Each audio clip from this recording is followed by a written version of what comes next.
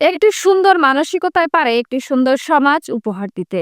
এই স্লোগানকে ধারণ করে ঝিনাইদহের হরিণাকুণ্ড উপজেলার ৩ নম্বর তাহের হুদা ইউনিয়নের আত্মমানবতায় এগিয়ে আসা ধুলিয়া শ্রীপুর গ্রামের আমরাও পারি মানব কল্যাণ সংগঠনের প্রথম প্রতিষ্ঠাবার্ষিকী উদযাপন উপলক্ষে দোয়া, মোনাজাত ও কবিতা আবৃত্তি হয়েছে।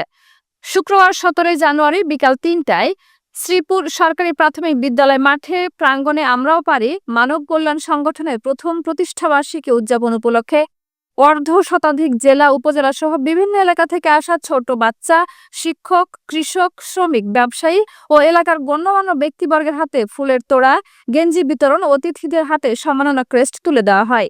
সংগঠনের প্রতিষ্ঠাতা সদস্য মোহাম্মদ রাজন মিয়া সভাপতিত্বে টিপু সুলতানের সঞ্চালনায় বিশেষ অতিথির বক্তব্য রাখেন বিশিষ্ট তরুণ সমাজসেবক রাজন মিয়া। মানব কল্যাণ সংগঠনের পক্ষ থেকে পরিচিত বক্তব্য রাখেন সাজ্জাদ হোসেন রবি।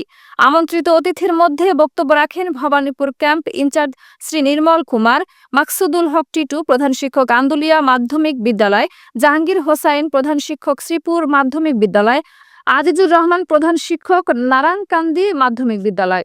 সংগঠনের প্রতিষ্ঠাবার্ষিকী উদযাপনে উপলক্ষে বক্তারা বলছেন, এই সংগঠনের সদস্যরা নিজেদের স্বার্থের কথা চিন্তা না করে অতি সাধারণ মানুষের কষ্টের কথা চিন্তা করে নিরলসভাবে সেবা দিয়ে যাচ্ছে।